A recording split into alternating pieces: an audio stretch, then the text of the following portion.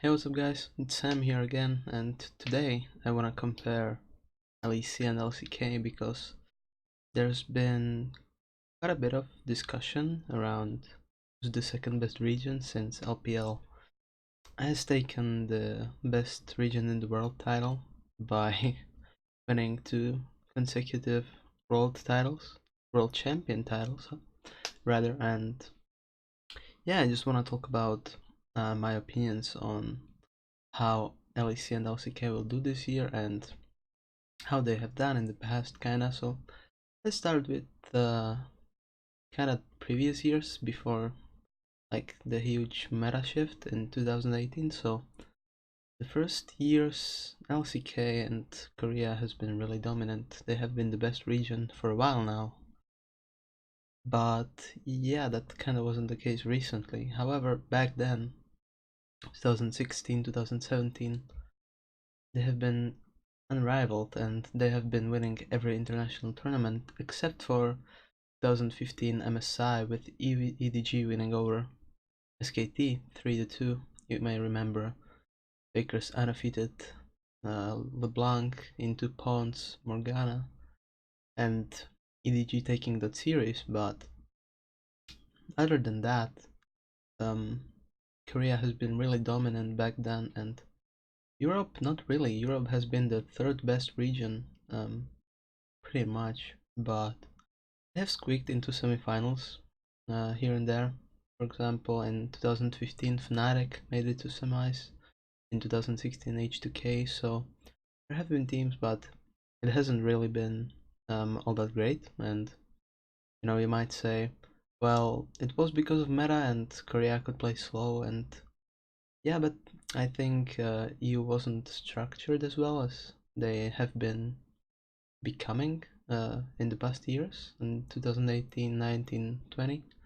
So yeah, I think more the structure improved for EU and Korea became really stubborn. But let's get into 2018. So Korea pretty much had one dominant team in spring split, which was Kingzone. They went to MSI and they went to finals and they lost to RNG 3-1, I believe. So China won like first international tournament, I believe, back then. And yeah, the year of Uzi, year of China, perhaps. But then summer split rolled around, and you know, Kingzone didn't look good, and they didn't make it to Worlds. So that was kind of questionable. You might remember KT versus IG quarterfinals, where IG won 3-2. However, there were some close games in there, and maybe if KT had won that game, maybe they would become the world champions. KT was the only good team from Korea that year, and they didn't make it to semis even. And Europe beat European G2 beat RNG 3-2 in quarters, and G2 made it to semis where they lost to Invictus Gaming. And Fnatic also made it to finals by beating EDG in quarters and Cloud9 in semis. However, they also lost to Invictus Gaming, and so Invictus Gaming became the world champion. So yeah, EU looking better, but there wasn't really a clear consensus as to who's the best team in the world, who's the best region, more like. Because best team, yeah, it was Invictus, probably. Though, yeah, questionable. Then we have year 2019, last year. So, SKT is looking back for vengeance and they meet G2 in semifinals at MSI and they lose 2-3. I was very heartbroken back then actually, and it was really kind of good moment to see, but also sad. Faker not making it to international tournament finals, and yeah, IG also lost 3-1, 1-3 to TL, and so G2 became MSI finalists and MSI winners. They won 3-2, 3-0. Excuse me. they really demolished Team Liquid at finals, so deserved. And we're calling them the best Western team of all time and stuff. And yeah, then we have Worlds where G2 kinda didn't look so great in groups. They finished second behind Griffin, and all the LCK squads actually made it out as first seed from the groups. Griffin from Group A, I believe SKT from Group C, and Damon Gaming from Group D. And uh, however, EU got all the teams from groups as well. So yeah, it was all Korean teams, all European teams, and G2 began by defeating Damon Gaming in quarters 3-1. Then they beat SKT.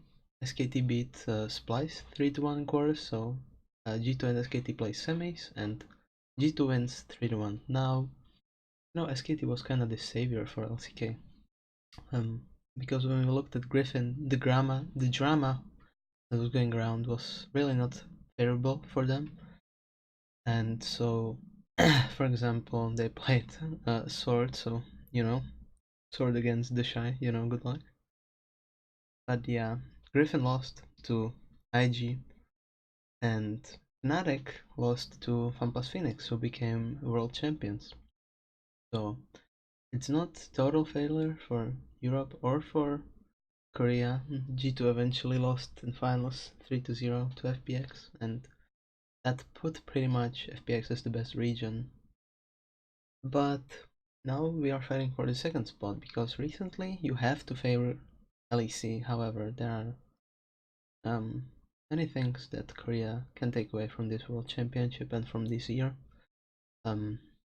LEC, they have a lot of rookies this year. For example, the whole Headlines lineup. Even Humanoid is kind of still a rookie. He played 1 year, but yeah. Their regional league system is really good. I think it's well structured. I think a lot of talent is new and gets an opportunity to play at a big stage relatively, with a lot of eyes on them. I think it's good. And then we have the LCK.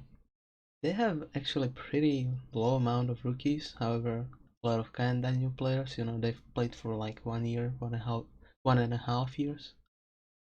LCK is stubborn. They play slow. They don't play aggressive. Oftentimes they have quite questionable drafts, and they like their Tahm Kenchis, their Broms. They're no longer significantly better at drafting. They're no longer significantly better at macro. I mean, micro is still very good. They have a lot of mechanical beasts, and even some Korean players are being imported to China. For example, Khan joining FPX. Khan was the top laner for SKT that didn't make it far. They did make it far, semifinals, but decided that China is the better option, and I believe that is true. But can LCK retake their crown? Can G2 find vengeance and win the world? Because I think G2 is the only European teams that has the ceiling to be the world champions. I don't believe any other team is capable of doing so. From the LCK, however, I think they have a lot of teams that could do that. I think Down Gaming is still very good. I think obviously T1 can maybe do some noise. Genji as well, Dragon X. They have a lot of teams, and I believe overall level of LCK is still better than LEC, but we can only guess at this point. LCK has not started yet. I wanted to get this video out of the way before the LCK starts. So yeah, I TLDR, I think that Korea will not will not win any international tournament this year. I think LEC won't do that either.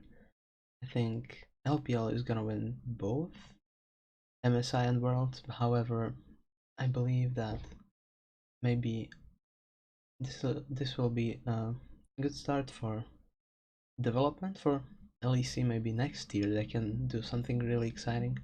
I believe the bad rookies will get sorted out and the new ones will come in. and the good rookies will remain in the league and continue to prove their worth. And for LCK, I mean, they're kinda recycling these veterans maybe, but yeah, it's hard to tell. I think they have a lot of talented players. I think they could do it. They have, when you look at the names like Chovy, like Death, like Tarzan, like Faker, like those are legendary names. However, you have to take into context that they're most of them are past their prime most of the time, and as I've said, they're no longer significantly ahead. So um, they have to learn a lot. They have to take a lot of criticism and prove everyone wrong. I think that you know LEC, they had their chance. Now it's time for LPL and LCK maybe, but we'll see. I'm excited. I think this year will be a good year. Everybody always says that, right? But yeah, I truly believe so. My prediction is that LPL will win both MSI and Worlds. However, we'll see. So that's gonna be all from me. I'll be back next week for the LCK. And yeah, thank you all for watching. Yeah, then.